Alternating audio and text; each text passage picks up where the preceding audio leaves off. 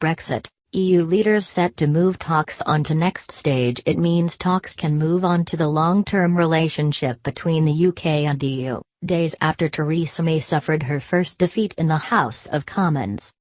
The next round of talks on a transition period after the UK leaves in March 2019 could begin as early as next week. European Commission President Jean-Claude Juncker said this process would be significantly harder.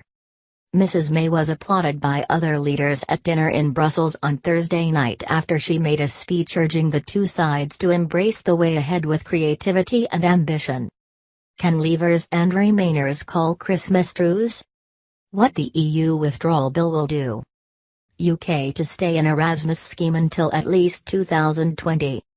The European Commission has said sufficient progress has been made on the first phase to move on to discussing the framework of a future relationship, including issues such as security and trade.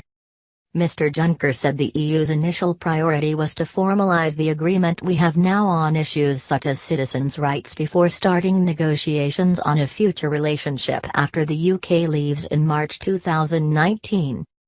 The second phase will be significantly harder than the first, and the first was very difficult, he warned. Under EU rules, the Prime Minister will not attend the meeting where the decision is formally confirmed.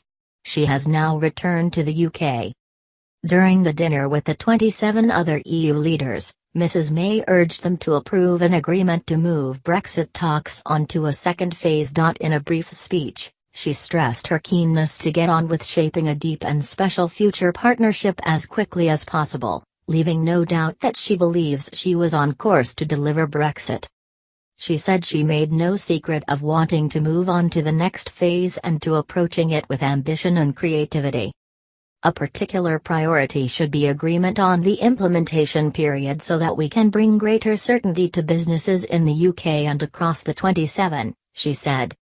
In applauding Mrs. May, Mr. Juncker said her EU colleagues felt that she did make a big effort and this has to be recognised, while Austrian Chancellor Christian Kern said he appreciated her efforts and engagement. But Maltese PM Joseph Muscat said the UK must spell out very clearly what it wanted from its post-Brexit relationship with the EU for the talks to proceed smoothly.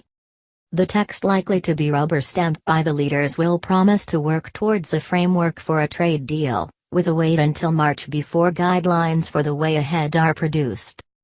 Good progress. The document states that a formal free trade agreement cannot be signed until after the UK has left the EU.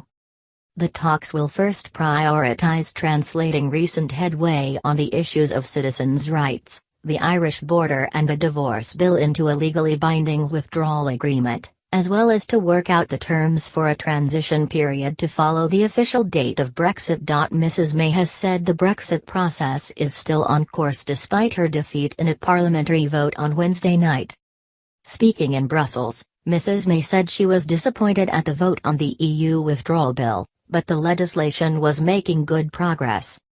MPs backed an amendment giving them a legal guarantee of a vote on the final Brexit deal struck with Brussels. Ministers are due to have their first discussion of the end-state relationship between UK and the EU in a cabinet meeting on Tuesday. Meanwhile, Mrs. May is facing a further challenge next week when MPs vote on a government amendment to enshrine the Brexit date of March 29, 2019 in law. The BBC's political editor Laura Quinsberg said there was no sign so far that Mrs. May was going to budge on the issue, but further compromises could be forced on her.